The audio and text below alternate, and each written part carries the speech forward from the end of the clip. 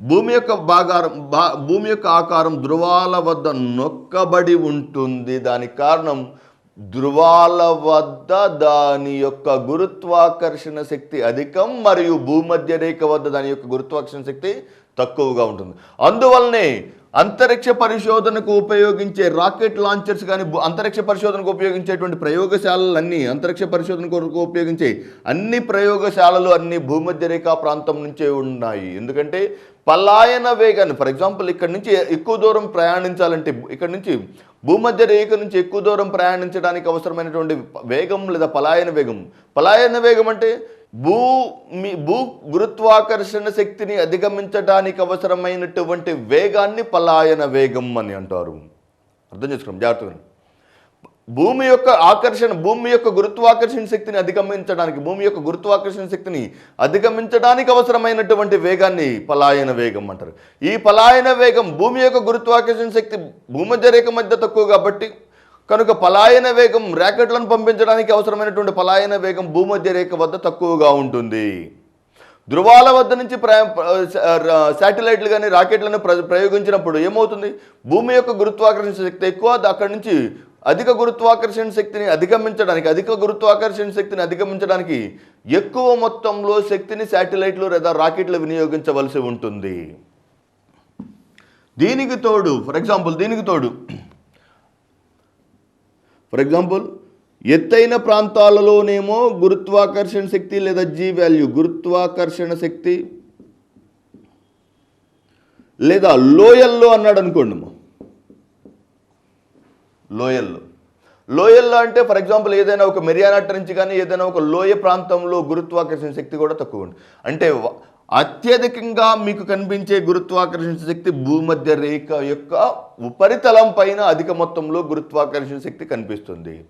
For example ఇక్కడ 100 కేజీలు ఉన్నటువంటి బరువు ఉన్నటువంటి వ్యక్తి చంద్రుడి పైకి వెళితే భారహీనంగా ఉంటాడా, భారరహితంగా ఉంటాడా, భారం తగ్గినట్లు కనిపిస్తాడా? భూమి నుంచి పైకి వెళ్లే కొలది గురుత్వాకర్షణ శక్తి తక్కువగా ఉంటుందని చెప్పుకున్నాం. భూమి నుంచి పైకి వెళ్లే కొలది గురుత్వాకర్షణ శక్తి తక్కువగా ఉంటుంది. అలాగే ఎప్పుడైతే ఇది భూమి నుంచి పైకి వెళ్తూ ఉంటుందో, భూమి నుంచి ఎప్పుడైతే ఇలా పైకి వెళ్తూ ఉంటుందో ఈ రాకెట్ లేదా చంద్రుడికి భూమికి మరియు చంద్రుడికి మధ్య గల దూరం 3,18,000 కిలోమీటర్లు అయినటువంటి ఈ దూరాన్ని 3 లక్షలకు పైగా కిలోమీటర్ల దూరం ఉన్నటువంటి ఈ వేగాన్ని అధిగమించడానికి గురుత్వాకర్షణ శక్తి 1/6వ వంతు తగ్గుతుంది. తద్వారా ఆ వ్యక్తిలోని భారం 1/6వ వంతు భారం కనిపిస్తుంది. భారరహితంగా అని చెప్పలేం కానీ భారం ఇక్కడ 60 కేజీలు ఉంటే అక్కడ 10 కేజీల బరువును కలిగి ఉంటాడు. భారం యొక్క సాంద్రత అంటే చంద్రుడి పైన గురుత్వాకర్షణ శక్తి తక్కువగా ఉంటుంది కాబట్టి చంద్రుడిపై గురుత్వాకర్షణ శక్తి తక్కువగా ఉంటుంది కాబట్టి చంద్రుడిపై ఉన్నటువంటి భూమిపై ఉన్నటువంటి మానవుని యొక్క బరువు చంద్రునిపై ఉన్నటువంటి మానవుని యొక్క బరువు పూర్తి విరుద్ధంగా కనిపిస్తూ ఉంటుంది. సో ఇలాగైనా క్వశ్చన్స్ అడుగుతాం. ఫర్ ఎగ్జాంపుల్ భూమధ్య రేఖపై ఈ క్రింది ప్రాంతాల్లో వస్తువు యొక్క భారం ఎక్కడ అధికంగా ఉంటుంది? ఆప్షన్ ఏ భూమధ్య రేఖపై, ఆప్షన్ బి ధృవాల వద్ద, ఆప్షన్ సి భూ కేంద్రం వద్ద, ఆప్షన్ డి ఎత్తైన ప్రాంతాలలో. భూమధ్య రేఖ వద్ద గురుత్వాకర్షణ శక్తి లేదా జీ విలువ ఎక్కువగా ఉంటుంది కాబట్టి భూమధ్య రేఖ వద్ద గురుత్వాకర్షణ శక్తి అధికంగా ఉంటుంది కాబట్టి భూమధ్య రేఖ వద్ద వస్తువు యొక్క భారం అధికంగా ఉంటుంది. ధృవాల వద్ద జీ విలువ తక్కువగా ఉంటుంది కాబట్టి ధృవాల వద్ద గురుత్వాకర్షణ శక్తి తక్కువగా ఉంటుంది కాబట్టి వస్తువు యొక్క భారం అంటే చూడండి, రెండు సిమిలర్ టాపిక్స్ చూడండి, వెరీ వెరీ ఇంపార్టెంట్. వస్తువు యొక్క భారం మరియు గురుత్వాకర్షణ శక్తి రెండు అనులోమానుపాతంలో ఉంటుంది. గురుత్వాకర్షణ శక్తి తగ్గితే వస్తువు యొక్క భారం కూడా తగ్గినట్లే గమనించవచ్చు. గురుత్వాకర్షణ శక్తి యొక్క ప్రభావం తగ్గితే తద్వారా వస్తువు యొక్క భారం కూడా తగ్గుతున్నట్లు మీరు అర్థం చేసుకోవచ్చు. అంటే వస్తువు యొక్క భారం అధికంగా ఎక్కడ కనిపిస్తుంది? భూమధ్య రేఖా ప్రాంతంలో కనిపిస్తుంది. కాంతి సంబంధించినటువంటి చాప్టర్ గురించి డిస్కస్ చేయబోతున్నాం. దీనిలో ప్రధానంగా మనకు కనబడేటువంటి టాపిక్స్ ఏమేమి ఉంటాయంటే కాంతిలో అద్దాలకు సంబంధించినటువంటివి మరియు కాంతి వేగం, యానకానికి సంబంధించినటువంటి సమాచారం. యానకం కాంతి వేగాన్ని ఎలా ప్రభావితం చేస్తుంది, ప్రతిబింబాల సంఖ్య ఎలా ఉంటుంది, కాంతి వేగానికి కాంతికి మరియు ధ్వని తరంగాలకు మధ్య ఉన్నటువంటి ప్రధానమైనటువంటి వ్యత్యాసాలను గురించి తెలుసుకుంటాం. Very very important. పదార్థాలను రెండు రకాలుగా వర్గీకరించవచ్చు: స్వయం ప్రకాశక పదార్థాలు మరియు పరప్రకాశక పదార్థాలు. సూర్యుడు మరియు నక్షత్రాలు తమంతట తాము ప్రకాశించే పదార్థాలు స్వయం ప్రకాశకాలు. భూమి, చంద్రుడు మరియు మిగిలిన అన్ని గ్రహాలు, చెక్క, బల్ల, టేబుల్ వంటి వస్తువులు, మానవుడు వంటి వస్తువులు సూర్యకాంతి వలన పరావర్తనం చెందించబడతారు కాబట్టి వాటిని పరప్రకాశకాలు అని అంటారు. నెక్స్ట్, సో ఇలా జరిగేటువంటి కాంతి ప్రసరణలో ప్రధానంగా మనం గమనించేటువంటి వెరీ వెరీ ఇంపార్టెంట్ ఏంటంటే పారదర్శక పదార్థాలు మరియు అపారదర్శక పదార్థాలు. పారదర్శకత మరియు అపారదర్శకత. పదార్థాలు చాప్టర్ వచ్చి కాంతి. పదార్థాలు ఏ పదార్థాలు అయితే పూర్తి స్థాయిలో తమపై పడేటువంటి కాంతి తరంగాలను పూర్తి స్థాయిలో తమ గుండా ప్రసరింపజేస్తాయో వాటిని పారదర్శక పదార్థాలు అని అంటారు. సాధారణంగా గాజు, స్వచ్ఛమైనటువంటి నీరులను పారదర్శక పదార్థాలుగా, వజ్రం వంటి పదార్థాలను పారదర్శక పదార్థాలు అని అంటారు. అపారదర్శక పదార్థాలు అనగా ఏ పదార్థాలైతే కాంతిని తమ గుండా ప్రవేశింపవో, వాటిని ప్రయాణించడానికి నిరాకరిస్తాయో వాటిని అపారదర్శక పదార్థాలు అని అంటారు. ఈ అపారదర్శక పదార్థాలకు సాధారణంగా చెక్క మరియు మానవుడు వంటి వాటిని ఎగ్జాంపుల్గా చెప్పుకోవచ్చు. కాంతి యొక్క ప్రసరణ ఆధారంగా రెండు రకాలుగా చెప్పవచ్చు పదార్థాలను: పారదర్శక పదార్థాలు, అపారదర్శక పదార్థాలు. పారదర్శక పదార్థాలు తమ గుండా కాంతిని పూర్తి స్థాయిలో ప్రసరింపజేసే పదార్థాలను పారదర్శక పదార్థాలని, కాంతిని ఏ పదార్థాలు అయితే తమ గుండా పూర్తి స్థాయిలో ప్రసరింపజేయలేవో వాటిని అపారదర్శక పదార్థాలు అని చెప్పవచ్చు. పదార్థాలు న్యూటన్ యొక్క నిర్వచనం ప్రకారం కాంతి ఎలా ఉంటుంది? As per the Newton's definition, కాంతి అత్యంత చిన్నది మరియు అత్యంత వేగవంతమైన మరియు సాగే గుణాన్ని కలిగినటువంటి పదార్థాలను లేకపోతే తరంగాలను, అత్యంత తేలికైన మరియు అత్యంత చిన్న మరియు సాగుదలను చూపే పదార్థాలను కాంతి అని న్యూటన్ అనే మహాశయుడు చెప్పడం జరిగింది. Very very important. అత్యధిక సాగుదల సామర్థ్యం కలిగి ఉంటాయి. సాగుదల సామర్థ్యం అంటే కాంతి ఈ పదార్థం మీద పడి పరావర్తనం చెంది వెళుతుందంటే అది సాగుదలను చూపుతున్నట్టే కదా.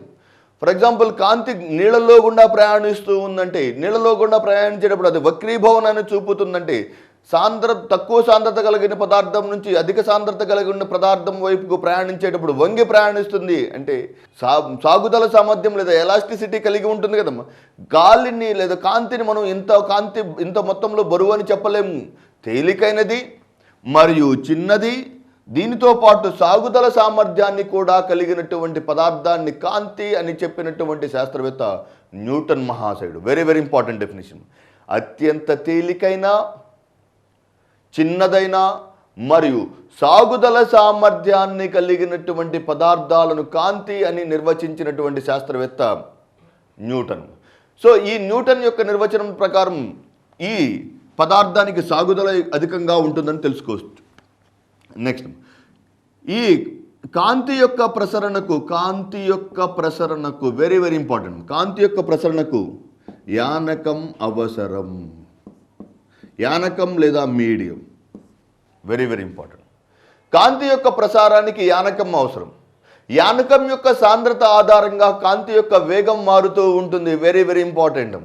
ఫర్ ఎగ్జాంపుల్, నీటిలోని కాంతి యొక్క ప్రసరణను, నూనెలోని కాంతి యొక్క ప్రసరణను, గాలిలోని కాంతి యొక్క ప్రసరణను, శూన్యంలోని కాంతి యొక్క ప్రసరణ. అంటే కాంతి యొక్క ప్రసరణ యానకం యొక్క సాంద్రతపై ఆధారపడి ప్రసరణిస్తుంది. దాన్ని బాగా చెప్పుకోవచ్చు అంటే వక్రీభవనం అనే ఫినామినాతో చెప్పవచ్చు. ఒక గ్లాస్ ఆఫ్ వాటర్లో, ఒక గ్లాసు నీటిలో ఇక్కడ ఒక రూపాయి నాణ్యం పెట్టామనుకోండి, పైనుంచి చూసేటప్పుడు దీని యొక్క వాస్తవమైనటువంటి పొజిషన్ నీకు పూర్తి స్థాయిలో అర్థం కాదు. ఎందుకంటే ఇక్కడి నుంచి ప్రయాణించినటువంటి కాంతి ఇక్కడ వంగి ప్రయాణించడం గమనించవచ్చు. ఫర్ ఎగ్జాంపుల్, ఒక గాజు గ్లాసులో స్ట్రా వేసావు. ఫర్ ఎగ్జాంపుల్, ఒక గాజు గ్లాసులో స్ట్రాను ఉంచడం ద్వారా, ఒక గాజు గ్లాసులో స్ట్రాను ఉంచడం ద్వారా నీళ్లు ఉంచావు. వాస్తవానికి ఇక్కడ వరకేమో ఒక పొజిషన్లో ఉన్నట్టు కనబడుతుంది, ఇక్కడ వరకేమో పై భాగం వాస్తవానికి ఉన్నట్టు పని. క్రింది భాగం ఎలా ఉంటుంది? కొంచెం వంగి లేదా కొంచెం పక్కకు ఉన్నట్టు కనిపిస్తుంది. అంటే వక్రీభవన గుణకం లేదా వక్రీభవనం అనగా అధిక సాంద్రత కలిగిన పదార్థమునకు అల్ప సాంద్రత కలిగిన పదార్థం నుండి కాంతి ప్రసరించినప్పుడు అది వంగి ప్రయాణించడం గమనించవచ్చు. Very very important. అల్ప సాంద్రత కలిగిన పదార్థం నుండి అధిక సాంద్రత కలిగిన పదార్థం దిశగా ప్రయాణించే క్రమంలో కాంతి వంగి ప్రయాణించడాన్ని వక్రీభవనం అని అంటారు. దీని మీద చాలా అప్లికేటివ్ క్వశ్చన్స్ వస్తాయి. ఫర్ ఎగ్జాంపుల్, ఒక నదిలో ఉన్నటువంటి రాళ్ళు లేకపోతే నదిలో కనిపించేటువంటి నాణ్యాలు కొద్దిగా జరుగుతున్నట్లు కనిపిస్తాయి. ఎందువల్ల జరుగుతున్నట్టు కనిపిస్తాయి? అలల యొక్క అవి కిందకి కదులుతున్నట్లు కనిపిస్తాయి. ఎందువల్ల కదులుతాయి? అలల యొక్క ప్రసరణ వలన అలలతో పాటుగా అవి కూడా కింద నుంచి కదులుతున్నట్టు కనిపిస్తాయి. వాస్తవానికి ఏం జరుగుతుంది? గాలి కాంతి అల్పసాంద్రత అయినటువంటి గాలి నుండి అధిక సాంద్రత కలిగినటువంటి నీటిలోకి ప్రయాణించేటప్పుడు వంగి ప్రయాణించటం అనే లక్షణాన్ని చూపుతుంది. దాన్ని వక్రీభవనం అని చెప్పుకోవచ్చు.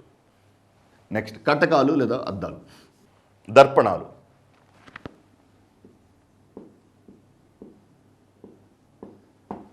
చాలా చాలా ఇంపార్టెంట్ ఏరియా.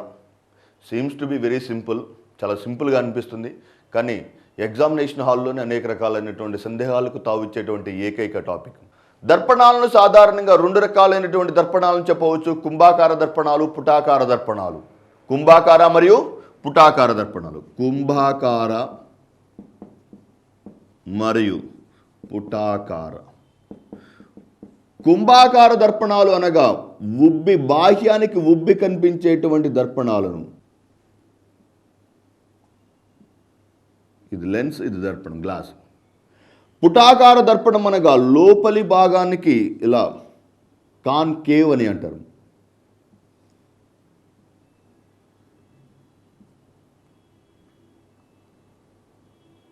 ఈ రెండు ఆల్మోస్ట్ ఒకటే లాగా ఉంటాయి, కాకపోతే ఇలా ఇది షేడెడ్ ప్రాంతం, ఇది షేడెడ్ ప్రాంతం. క్లారిటీ వచ్చిందమ్మా, వెరీ వెరీ ఇంపార్టెంట్. కుంభాకార దర్పణం ఇలా ఉంటుంది, దీనికి వెనుక వైపున ఈ భాగంలో మనం పూత పోయటం జరిగింది. పుటాకార దర్పణానికి ఈ భాగంలో పూత పోయటం జరిగింది. ఇది లెన్స్, ఇది మామూలుగా మనం ఉపయోగించేటువంటి గ్లాసెస్. కుంభాకారం అంటే పొడుచుకొని వస్తుంది చూడండి. దీన్ని ఇంగ్లీష్లో కాన్వెక్స్ అని అంటారు, దీన్ని తెలుగులో ఇంగ్లీష్లో కాన్కేవ్ అని అంటారు. దూరాలలో, ఫర్ ఎగ్జాంపుల్, కుంభాకార దర్పణాన్ని ఏ సందర్భంలో ఉపయోగిస్తారు, పుటాకార దర్పణాన్ని ఏ సందర్భంలో ఉపయోగిస్తారు తెలుసుకుంటే మ్యాక్సిమం ఇన్ఫర్మేషన్ వచ్చేసినట్టు చూడండి. కుంభాకార దర్పణాన్ని డ్రైవర్ యొక్క పక్క సీటులో, కారు యొక్క డ్రైవర్ పక్కన కనిపించేటువంటి దర్పణాలు కుంభాకార దర్పణాలు. ఎలా ఉంటాయి?